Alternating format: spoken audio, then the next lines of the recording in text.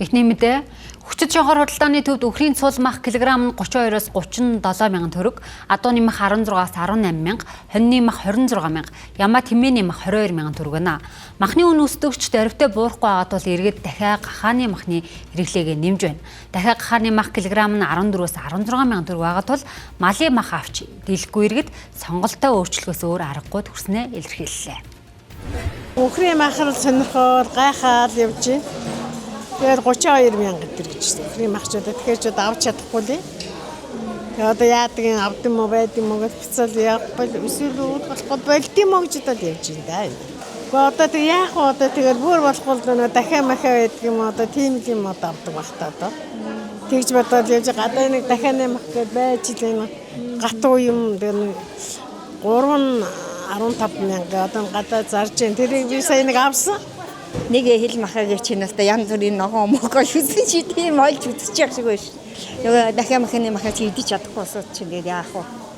Заримдаа янз бүрийн маа дарлсыг л юм чинь. Одоо бүр аргалдаг махаа чагалж чадахгүй болох шиг байна уу? Яах вэ? Одоо хүүхдүүд ирэхээс айдаг одоо хүүхдүүдээ ирэх битээ иргэдэг болсон шүү дээ.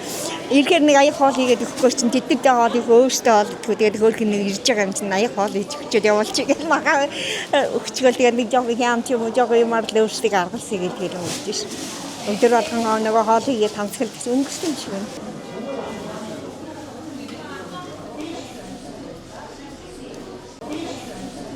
Нэмэгдсэн байгаа.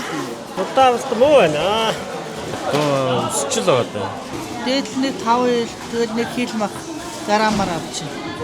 Иргэд яагаад чадлынхаа хэмжээгээр худалдаж аваад чадахгүй бол тэгээд зарим нь хоосон буцчих шиг байна шүү дээ. Ийм байгаа шалтгаан одоо энэ чинь аймаг бүгдийн одоо яг энэ мах орж ирдэг аман дээр нь хужаа үр дүрүүд баригдсан баг шүү дээ. Тэгээ энэ чинь наашаа орох ямар ч боломжгүй болчиход байгаа шүү дээ. Энэ хужаа үр дүрүүдээ хаах хэрэгтэй шүү дээ. Тэгээ Иранууд авж ийн, Туркууд авж ийн, гадагшаага импортлохоо болчих хэрэгтэй байхгүй юу? Тэгвэл энэ чинь дотоод хэрэгцээг хангалттай хангаад мах чинь өөрөө өндөр өсөхгүй шүү дээ. Тий.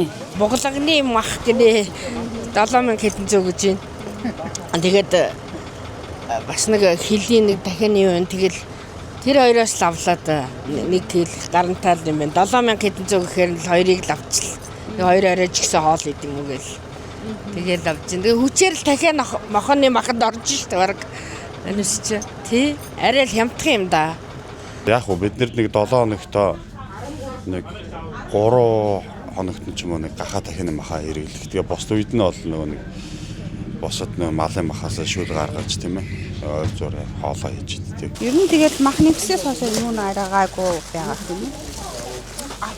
Худалдаа авсан гэсэн юм уу? Үний хувьд бол одоо ингээд нийлүүлэлтээс шалтгаална шүү дээ. Одоо ингээд зуршлаг сайхан болж эхэлж байна, ойтон мах гарч эхэлж байна. Одоо ингээд үн бол ингээд угаасаа л 6 сарын 15-аас ингээд буудаг. Тэр зарчмаараа л явна. Бидний хувьд бол энэ нөөцийн махны нийлүүлэлтийг 7 сарын 1 хүртэл зорилтод бүлгийнхэндээ зориулаад хоньны махаа 15,000, үхрийн 13,000, үхрийн махаа 15,000-аар гаргах энэ ажил маань бол ингээд хэрэгжээд ингээл явж байна. Зун болохоор утааг мартдаг шиг өрн цаг ирж байгаа тул махны үн жамаараа буурна гэх хариултыг салбарын сайд өгч байна. Гэвч иргэдэд төр зүрийн хэлбэлцэлд бус малтай орны иргэн шиг худалдаа авалтаа ард нь яах вэ гэсэн имэйлтгүү хийдэг болох бодлого хэрэгтэй.